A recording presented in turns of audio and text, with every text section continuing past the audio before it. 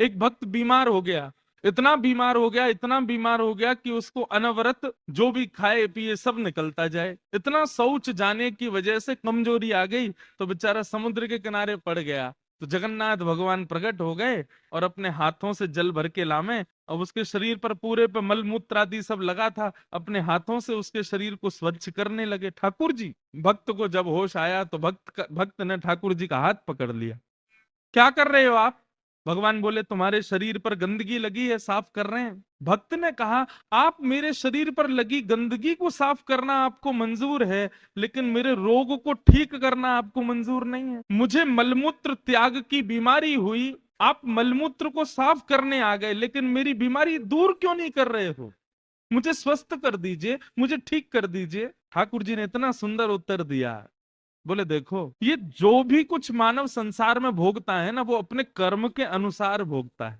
और एक बात आप निश्चित मान लीजिए, जब तक आप कर्म के प्रारब्ध को नहीं भोग लोगे तब तक इस संसार से निवृत्त नहीं हो सकते।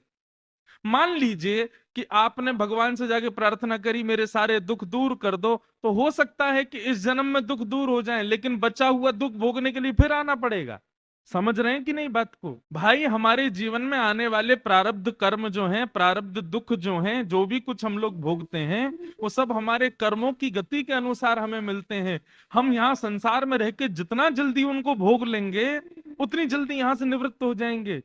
और जितना प्रयास करेंगे कि दुख ना आवे, कष्ट ना आवे, संकट ना आवे, बार बार हनुमान जी पे चोला चढ़ाने जा रहे हैं, जय हनुमान ज्ञान गुण सागर जगत विष्णु लोक जागर, हे हनुमान जी कृपा करो मेरे दुख दूर करो, हे भोलेनाथ कृपा करो मेरे दुख दूर करो। भोलेनाथ हनुमान जी सब परेशान होके कह तो देंगे चल बेटा तेरे दुख दूर, उतने समय के लिए तो दुख दूर हो जाएगा, लेकिन भोगने के लिए वो दुख दोबारा आएगा और फिर से आपको भोगना पड़ेगा। आप कहोगे महाराज जी तो फिर क्या करें? किसी किसी के जीवन में इतना कष्ट है, वो व्यक्ति क्या करे? यदि ठाकुर जी से प्रार्थना ना करे तो हम बता रहे हैं क्या करना है। हे नाथ, मेरे जीवन में कष्ट आया है, मेरे जीवन में दुख आया है, मैं जानता हूं ये मेरे प्रारब्धों की वजह से आया है, लेकिन नाथ इस दुख को खत्म मत करना, इस दुख को नष्ट मत करना, आने दो मैं भोग लूंगा, लेकिन बस आप कृपा करके मुझ पर कृपा बनाए रखना, मुझे खूब बल देना ताकि मैं इस दुख से जूझ सकूं।